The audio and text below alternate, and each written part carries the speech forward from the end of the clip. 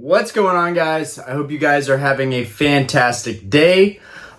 Just a friendly reminder, later tonight after I get off work, we will have our live stream like we always do. We will be finishing up the last of the 151 booster bundles, so that's going to be sad. That's going to be fun.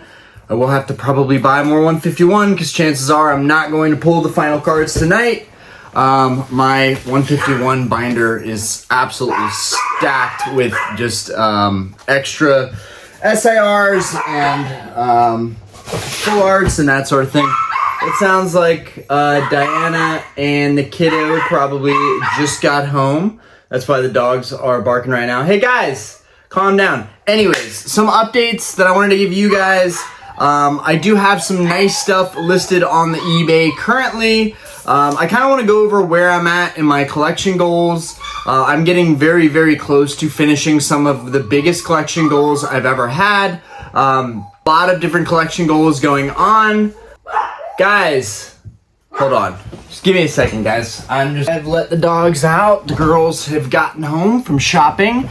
Anyways, moving forward, I've got some nice stuff in the eBay. We're gonna talk about my overall goals. I'm gonna go over that real quick, but first, I've got this awesome. If you are looking for the Gold Star Rayquaza, this has become a very popular card. It has been recently surpassed by the Latias in terms of the PSA 10 prices. I don't know if the 9 prices, if anything, has really changed there. But anyways, we've got a beautiful BGS 9 with strong subs, Gold Star Rayquaza, Gold Star Raikou in a 9, Gold Star Entei in a 9. I've got some cool stuff on my eBay right now, honestly. First edition Alakazam in a 9. We've got I really didn't want to let this go, but I just got another copy for even cheaper than I got this one, so I figured it's time to let it go. This is really, really cool. This is actually a blister theme deck. This is the first one I've ever seen. I've never bought a blister theme deck in the 5 years that I've been collecting. I've never seen one of these, or 4 years. Really, time is flying by, but look at this thing. This is so cool. I just never see these in the blister packs. I did see a Zap theme deck in the blister pack not too long ago, but recently got these awesome display boxes at Where You Been. There's a Where You Been near me, and it was like $1 Wednesday or something, and I got like 30 of these display cases, or no, those are different ones. I got different displays on different days, but I think I got 10 of these or something like that. Anyways, this is an awesome display. It looks awesome with the theme deck. Okay, that's going up. This I already put up, but I just want a reminder for anybody that is trying to get a Sabrina theme deck. This one is in mint condition. It's got a protective case around it right now just to keep it from scratching and all that. Does have, you can see the original hang tag on the back, so that's pretty cool. And then I'm going to throw this one up today. I just haven't done it yet. I did find another copy for less. I keep getting told with cards and theme decks, I keep getting told the same thing. You're not going to find a better deal than this. No one is selling it this cheap.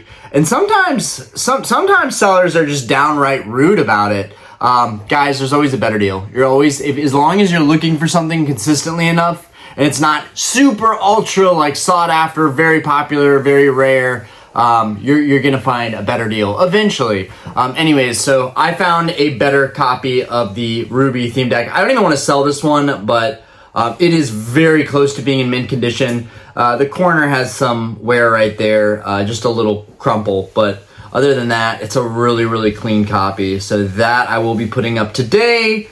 Probably one of my favorite theme decks too of all time, just the colors. Can't really get much out of that other than a reverse. Okay. Now, moving forward, where are my collection goals currently? For the longest, I still don't have, so I'm trying to finish my theme deck collection. So these are theme decks for anybody that is new to the channel. What I just showed you was theme decks, so I'm a big theme deck collector. I love these. I love that they store nicely. I love that they kind of look like, it kind of looks like a bookcase when you have them next to each other and you have a lot of them stacked up.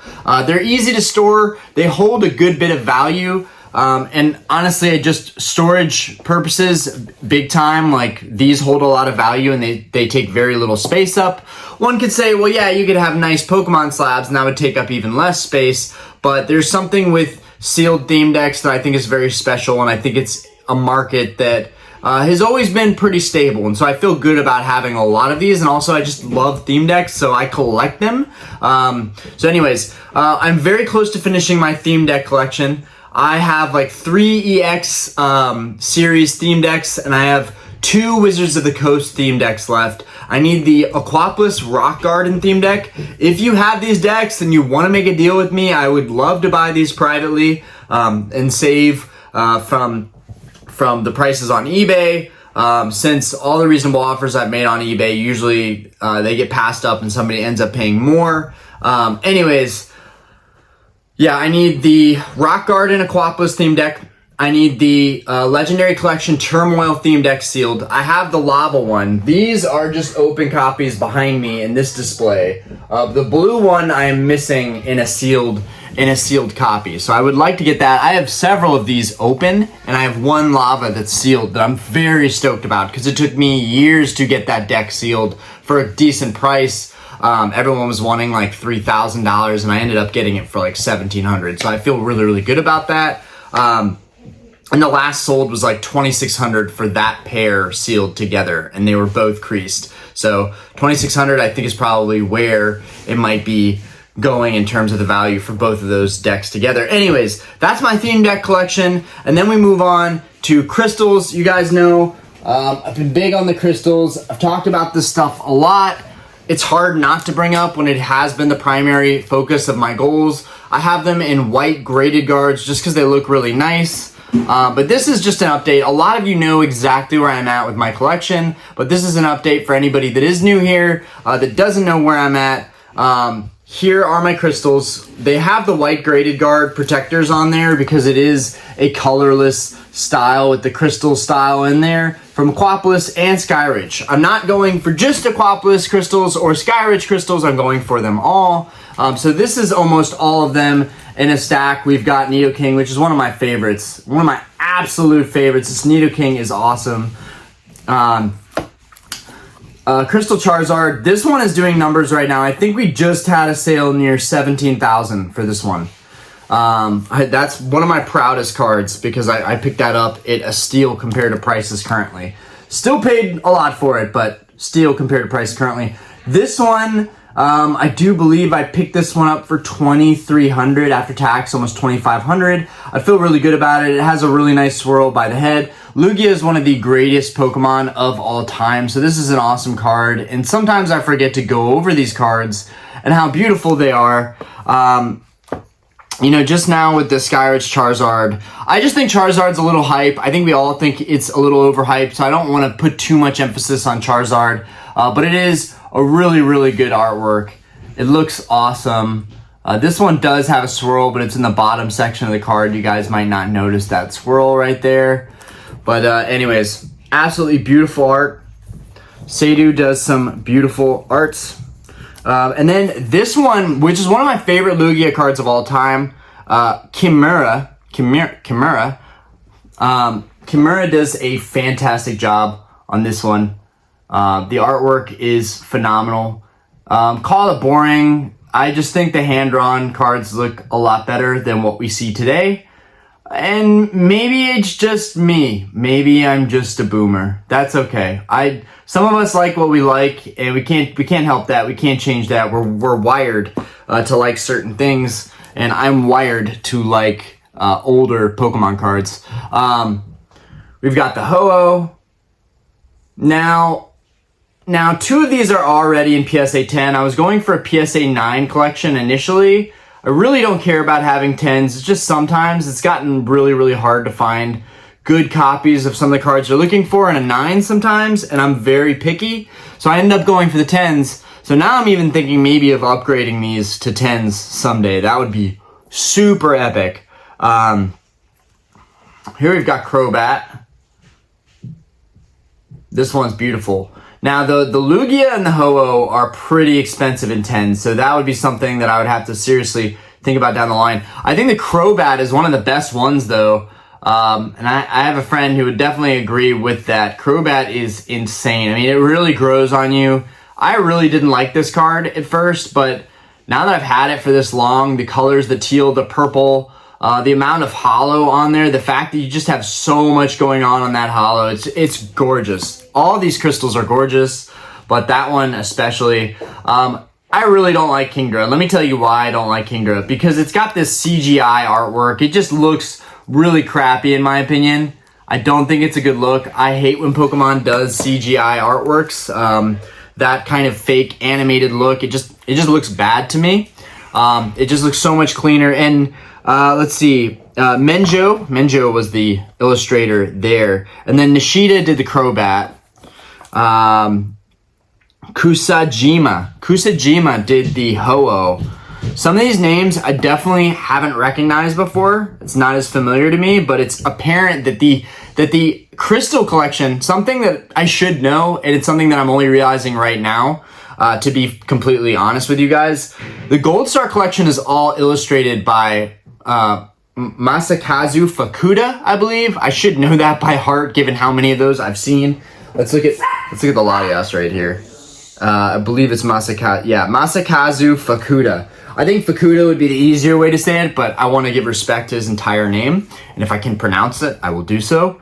Up next, we had this Golem. Again, just back-to-back against the Kingdra, just this hand-drawn artwork, it looks so much better. This one has a really nice swirl. Pokepete actually, for those of you who know or don't know, Pokepete was the one who supplied me with a couple of these crystals in 9s. Huge shout out to him because he gave me a great deal on these. And honestly, being able to grab all of these from a collector that appreciated them just as much as me felt really good. It feels good to buy and pick up stuff from other actual collectors that are collecting the same stuff, that appreciate the same stuff. And a lot of them had swirls in them, which was a huge plus because now my entire Crystal and Gold Star set, almost every single card has a swirl. If not on the main part of the holo, somewhere on the card, there is a swirl that I've found by using really harsh lighting. So it's really cool that all of these have swirls. Then last but not least, Kabutops. We've got another Nishida artwork. Nishida is definitely familiar. Killed it on this Kabutops. The artwork itself is kind of interesting. The finish on it, kind of unique. Not sure how to describe it. It kind of leans into the animated CGI art style a little bit, but it sticks with that traditional hand-drawn style. Really, really like this one. I have heard this before, but with Halloween coming up, Kabutops with the freaking sword arms. I mean, that's creepy. So definitely fitting right there. So that's where we're at with the crystals. Right now I need Crystal Celebi. There is one up for auction this week. I'm probably going to pass on it because honestly, it has gone up in price way too quick. I was hoping to get Crystal Celebi around 22 or 2300. It's already been bid up to 2500. There's a listing for one buy now for $3,000, so you're still saving money at 2,500. But again, did I need a PSA 10 Crystal Celebi? Not really. Would I like a PSA 10 Crystal Celebi? Yes, I really like the Celebi artwork. It is phenomenal, and I would hate to get a 9 and be upset with it just to come back to the realization I should have just went with the 10 and been done with it. This is why a lot of people are going with 10s. I just want to talk about this real quick. A lot of people are moving to vintage 10s mainly because they get annoyed trying to go for 9s. There are so many options with PSA 9 copies that are clean, that are good copies. But if you're like me and you're super OCD, sometimes it just doesn't do it and you end up going for a 10 anyways. Also, it's kind of supply and demand. It's kind of what's available at the time. When there's no Crystal Celebis on the market, that is going to make Crystal Celebi a more valuable card, both in PSA 9 and PSA 10. This one has been tough for me to find. I would put Crystal Celebi above probably Ho-Oh in that respect. I just think it's a harder card to find. Pop-wise, I'm not sure how many are in population at PSA of Celebi versus Ho-Oh. That would have been something interesting to go over, and maybe we can do a separate video just on the crystals, because I do think they are worth it. I am kind of waiting. I kind of wanted to do this a big update when I finally finished a set, but I've been doing too much, and I still haven't finished a single collection goal that I set out with, but we're getting very, very close. So there's that. Now, there's a lot of gold stars. A lot. Now, I've done this probably once before. I don't think I'm going to attempt to show you guys every single one, but I'm just going to show you guys in a stack. There are 27 actual gold stars. I just want to show you guys in a stack of how much it's taking to actually, just so you could visually see how much it's taking me to complete the set. Now, I still need the Mew. I still need the Mew, the Celebi, and Gold Star Umbreon. Now, I'm not worried about the Mew or the Celebi. I've got connections for those. I will find those, and I will get them for a great price. But the Gold Star Umbreon, I still need. Look at this, guys. Look how close we are to finishing the gold stars. I am so freaking close. This is my big, unique collection goal that very few people that have accomplished. I think I know of 1 or 2 people right now that have full PSA 9 sets in the gold stars. Yes, it's hype. Yes, it's flex, but it deserves to get that hype. It deserves to get that flex. It is so hard to find all 27 of these cards. Let me tell you guys. Let me tell you. Now I'm going to rearrange these real quick. I'm going to put them back. Just wanted you guys to visually see how many there actually were. We'll go over every single one of them when I finally complete it, which hopefully will be soon. It almost feels like I'm running out of time. It almost feels like the clock is like ticking.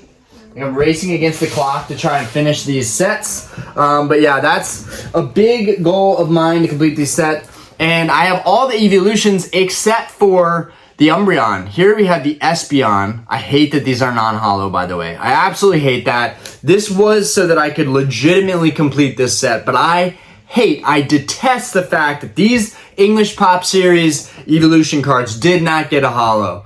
I know we've all gotten frustrated about this at some point, or not we've all. I know the people that absolutely love Espeon and Umbreon and are fanatics for those Pokemon would have loved this English copy to get a holo. This is why the Japanese copies are superior, because one, there's a way cooler story for the Pop Series 40,000, 50,000 point Umbreon Espeons. Just all of the evolutions in Japanese are phenomenal. The ones that are from the point system, phenomenal. Like if you read up on the story of how those cards, of how these in Japanese are acquired, it really is. That's why you will see them on eBay posted for $30,000, $40,000, $50,000, because genuinely, if you were having to buy products to get those cards, because you could earn points by buying products, you would have had to spend the equivalent back then of that kind of money to actually get those cards. And then the other thing, the way that you earn the points in Japanese was by playing in the tournaments and winning all the points. You would have had to win at least like 1,000 games or hundreds of games you would have had to win. Because I think it was like 10 points a game or something crazy like that.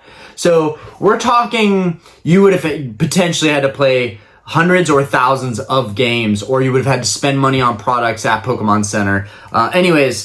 Really cool story behind those. I don't think that it takes away from the English copy. I think that story still mingles in kind of with the English copies in terms of just, they're really, really important in Japanese. And in English, they were extremely hard to pull from these Pop Series packs, which I think came from, I know they're available. I think the Pop Series, again, correct me if I'm wrong on this, Pop Series maybe was available at tournaments, at game nights, at certain events that were based for Pokemon. They gave out these Pop Series packs. I might be wrong on that. It was just its own separate thing that they sold retail, but I don't think Pop Series packs were sold retail at any point. I think it was like promotional for tournaments and actually playing. But anyways, we have the Espeon. This guy was a pretty penny. This guy cost me $3,700. Yes, I feel ridiculous for spending that kind of money on this non-holo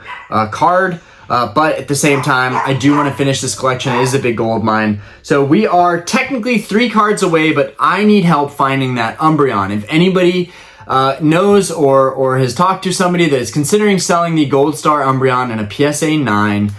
Y'all know I'm super OCD, so if it's gonna happen, it's better be a clean copy.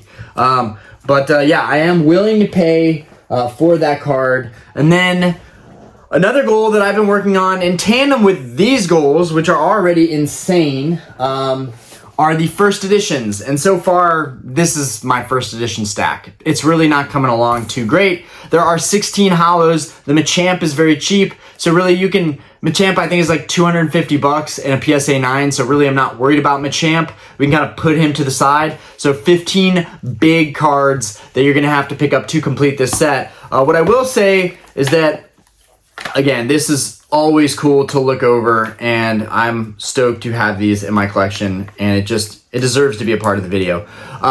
We do have the trio, the first edition trio, the Venusaur, Charizard, and Blastoise. All in first edition. Stick that first edition stamp out. There we go. Absolutely stunning. Gorgeous. This is a red dot error copy. I believe the Venusaur is a red dot error copy as well. I might have to find that for now. You guys just look at these guys. I do believe that this Venusaur has a red dot on it, and it does. This Venusaur does as well. So both my Venusaur and Blastoise have red dot errors, which I was kind of hoping at one point to buy a red dot error Charizard. Some people would probably want to avoid that for such an expensive card, but I liked that all three of these had this little red ink error. But of course Charizard does not. Anyways, these guys are the creme de la creme for me and my collection. They're such boomer cards. But anyways, these are the other holos that we have. We recently got a replacement Alakazam. No, this is not the one listed on eBay. This is a different Alakazam that I was happy with. We've got our Gyarados. This one is starting to move up in price. All these are starting to creep up a little bit in price again. You've got the Mewtwo. I got this one for a freaking steal. Absolute steal. Must have for my Mewtwo fans. This one does have, you guys might see that, there is a print line going through this one, but I don't really mind it. I got this card for $1,300, which is a steal for the first edition Mewtwo. I'm so happy when I can get a deal like that, especially because it makes me look over flaws a lot less. And then we have a first edition Ninetales, which was picked up not too long ago, and I did a video on that. So we've got 7 so far. So we really need about 8 more regular holos. I think for me right now, there's a Chansey up for auction. That would be really good to get my hands on. Chansey's tough. Nidoking, Raichu are ones that I really do want to pick up soon. I really like Raichu. I really like Nidoking. Hitmonchan is one that I really want to pick up soon.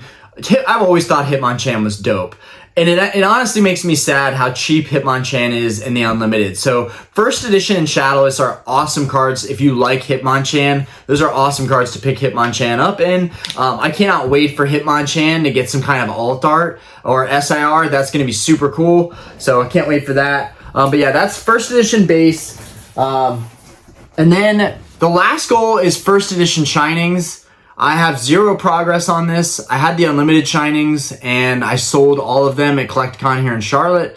So I'm going to have to go after those again now in first edition, and I'm really excited for it. Don't know when I'm going to start that goal, but it's going to happen eventually. I'm going to find a good deal on one, and I'm going to pull the trigger, and then boom, the first edition Shining set will begin. But I don't know what I'm going to start with. I really like the Tyranitar. I really like Raichu. Charizard's cool, but again, it's super overrated. The only reason I might pick up Charizard first, which would be insane, so I really should push that goal back, is because Charizard is the most expensive. Actually, no, I think the Gyarados is the most expensive. The Shining Gyarados. So I don't know what I'm going to do here. I don't know if I should just hit the ground running with PSA 10s or if I should just stay in my lane with PSA 9s because they're beautiful, they're a lot more affordable, and there are a lot more copies that I can compare against. But there is something really cool about the lower population comparison of the PSA 10s. PSA 10 first edition Shining Gyarados, 100 in a PSA 10, 700 in a PSA 9. So there's a lot more of them out there in a PSA 9. Very few people have the PSA 10 copies. And while this does get into the argument of buy the card, not the cert. You know, don't go after it because it was graded recently, or don't go after it just because it has the grade. Look at the card really thoroughly, and if it deserves that 10, if it is flawless, if it has no scratches, if it has no whitening or edge wear at all, then pick up the card, sure. But even 10s have flaws. I don't think we can have the standard now, even with modern 10s, I don't think we can ever have a standard where PSA 10s are the pinnacle. We know that that's not the case. Otherwise, we wouldn't have, you know, black label BGS. We wouldn't have the pristine labels. There's a reason that people will still pay a premium for those labels, and it's because it really, it's supposed to hold cards to a higher standard. I don't know if I fully respect those systems, but I can appreciate them. I can appreciate what they're going for, because I still see a lot of vintage 10s that have issues, and people compare it to old cert and new cert, basically old graded cards versus freshly graded cards. And I just don't think you can do that comparison. Every single card is different. Every grader who graded the cards was different. There was never really full consistency there. And you really just have to use your best judgment and just pray, especially when you're buying stuff online, which is super risky. A lot of my friends have stressed to me that their blood pressure would be through the roof if they were doing the stuff that I'm doing and buying these kind of cards online. But I have trusted the process and honestly trusted the people that I've worked with, and also formed some relationships and gone back and forth, and that has helped me determine, you know, this is somebody that I bought from before. I did a great deal with them. I'm very happy with the cards I bought from them before. Let's do this deal again. And so there are some sellers that I bought, I think 4 or 5 cards from, very expensive cards from, that every single time it was such a clean copy. There are some people out there that you will meet that just, they strive for the best, and you can tell it in their collection and what they sell. And those are the people that you really want to form connections with and network with, because people will always say, oh, you can't buy these cards for those prices, Orion. You cannot find those deals. You can always find a deal. I challenge you to always find a better deal, and to really network as much as possible. And if that means creating social media to network that way, so be it. I just started my Instagram for Pokemon only, and it has been a headache. I hate putting captions. I hate picking my songs. Like, I listen to rap constantly. That doesn't mean I want to pick out a specific rap song to go with a card, to go with a product, to make a post. I hate that stuff. This is why I love making videos, because I can just ramble, rant, and talk and be myself, and I don't have to worry about all the time I'm wasting. I hate wasting time. Anyways, but I even started my Instagram so that I could form better connections, network a little bit more, get my name out there, and, you know, connect with other collectors that may be able to plug me in to cards that I need later on. It's all about who you know. I made a whole video about that not long ago. Anyways, this has been a long video. I'm gonna let you guys go. Let me know if you want me to put the intro back into the videos. I'm gonna keep it out for now, just so that way people can just jump straight into it with me. But if you guys missed the intro, let me know, and I kind of gauge if we should have like a Pokemon intro still. Another thing is, our baby boy is due in December. That does not necessarily mean that the game room, we're gonna change it into a baby room immediately. Diana says that I'll have another like 6 to 9 months.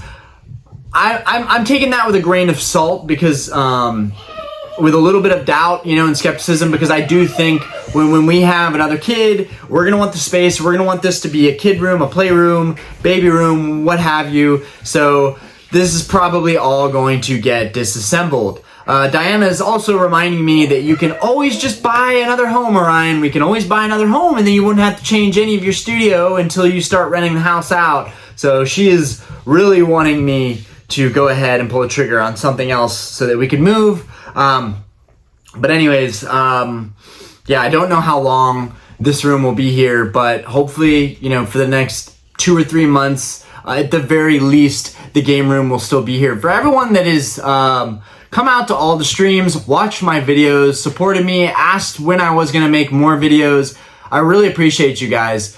This is a group effort. Making a YouTube channel, is a group effort to me. Maybe not to other people, but to me it is a group effort to feel that I have my community, I have my brothers, I have my family. Like, that's important to me. And if I'm not helping anybody, if I'm not teaching anybody, if I'm not, sharing something that I've learned or what I'm going after, and it doesn't motivate somebody to make good decisions and collect really, really good stuff, then I'm not doing the right thing here on YouTube and in this space, in this hobby. Anyways, guys, I appreciate you. Have a 5-star day, everybody. And I'll see you later tonight for the live stream. Peace.